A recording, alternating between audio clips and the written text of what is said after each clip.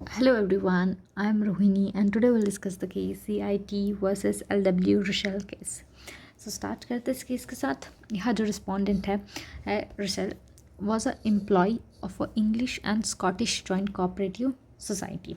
अभी जो सोसाइटी है ये इस्टेब्लिश करती है एक superannuation scheme for the male European जो एम्प्लॉय होते हैं इंडिया में, सीलियन एंड अफ्रीका में।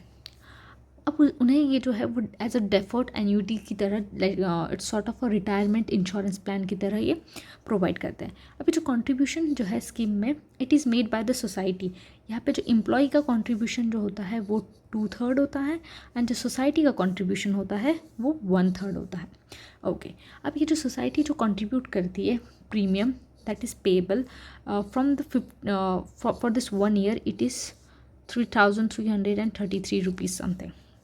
यहाँ पे जो इनकम टैक्स ऑफिसर है ये कहते हैं कि ये जो अमाउंट है ये जो है वो टैक्सेबल इनकम के अंडर आएगी under the section 7 clause 1 explanation 1 sub clause 5 के अंदर में।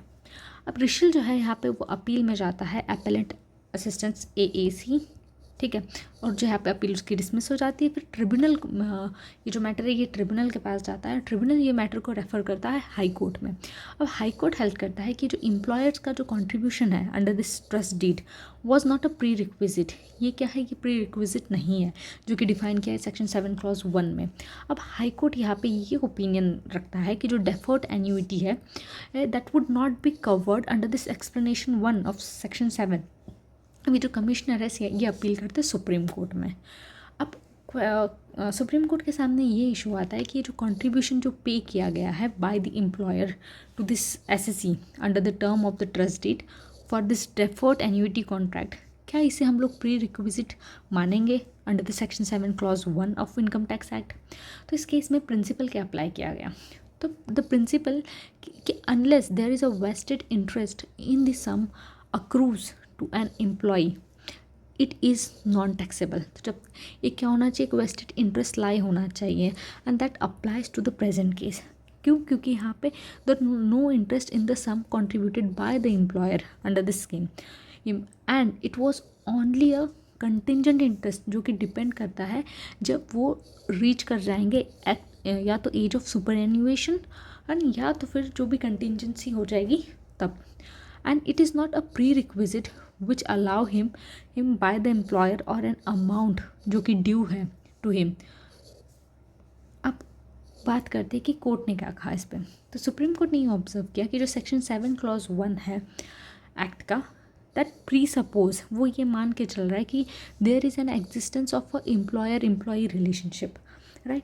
और कोर्ट ने एग्जामाइन किया कि जो स्कीम जो स्टैब्लिश की गई है सोसाइटी में, जो सोसाइटी ने जो स्कीम बनाई गई है that employee does not acquire a vested right in the employer's contribution। कब तक नहीं हो गई, जब तक वो age of superannuation reach नहीं कर जाते। And it was held that for an amount to be considered as a prerequisite, अगर किसी भी अमाउंट को एज अ प्री रिक्विजिट अगर हमें कंसिडर करना है अंडर सेक्शन 7 क्लॉज 1, तो जो एम्प्लॉई है उसका जो है वेस्टेड इंटरेस्ट होना चाहिए उसमें। और जो प्री रिक्विजिट जो एक्सप्रेशन है, जो वर्ड है प्री रिक्विजिट, वो डिफाइन किया गया है एज कैजुअल इमोल्यूमेंट जो या फिर फ़ी या कोई प्रॉफिट जो कि आपको मिलता है in addition of your salary और wages. It is not a part but salary और वेजेस के अलावा जो आपको अलग से मिल रहा है that is. And one can not be set to allow a prerequisite to an employ if that employ has no right to the same. मतलब कि अगर उस पर्टिकुलर एम्प्लॉय का कोई राइट नहीं है उसमें तो that will not allow and it can not be apply to the contingent payment also to which this employ has a no right till the contingency. वो पर्टिकुलर जो कंटिजेंसी है वो जब तक अकर नहीं हो जाती तब तक उसका कोई राइट नहीं बनता है उस पर।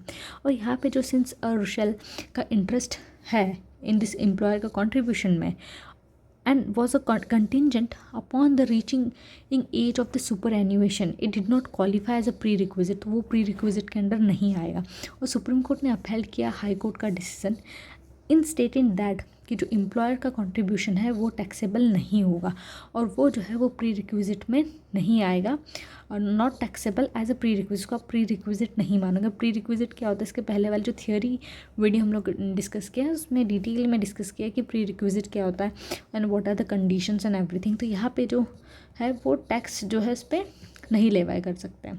That's it.